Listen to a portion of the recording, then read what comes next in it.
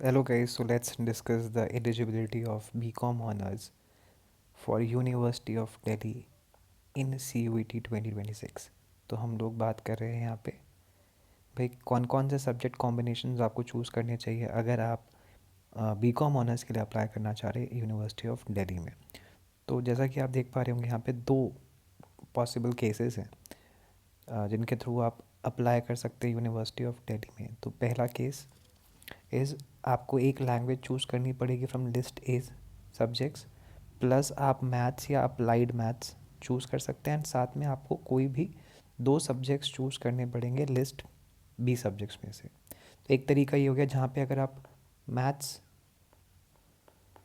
Choose कर रहे हैं कंपल्सरली तो फिर आप एलिजिबल हो जाएंगे बीकॉम ऑनर्स के लिए। साथ में आपको एक लैंग्वेज और दो सब्जेक्ट्स और चूज़ करने पड़ेंगे। तो अगर आप मैथ्स चूज़ करना नहीं चाह रहे हो तो भी आप बीकॉम ऑनर्स के लिए अप्लाई कर सकते हो। देन उस केस में आपको एक लैंग्वेज चूज़ करनी पड़ेगी फ्रॉम लिस्ट ए, साथ में आप अकाउंट्स, बुक कीपिंग, इन दोनों में से कोई एक सब्जेक्ट को चूज़ कर सकते हैं एंड फिर any two subjects from list B. ठीक है, तो या तो आप मैथ्स चूज़ कर लीजिए या आप अकाउंट्स चूज़ कर लीजिए। तो जिसकी मैथ्स अच्छी है वो मैथ्स चूज़ कर सकता है, वो अकाउंट्स चूज़ ना करे तब भी वो अप्लाई कर सकता है बीकॉम ऑनर्स में। एंड जिसकी मैथ्स अच्छी नहीं है तो वो अकाउंट चूज़ कर सकता है। तो फिर मैथ्स का कोई कंपल्शन नहीं है सच।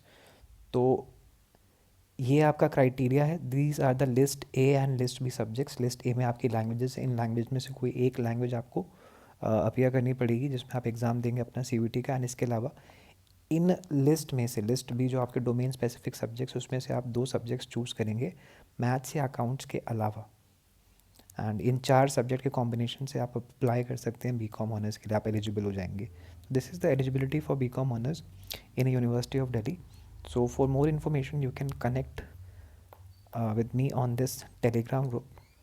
This is the link to scan the group, to scan for the group, and you can join and ask your questions directly over here.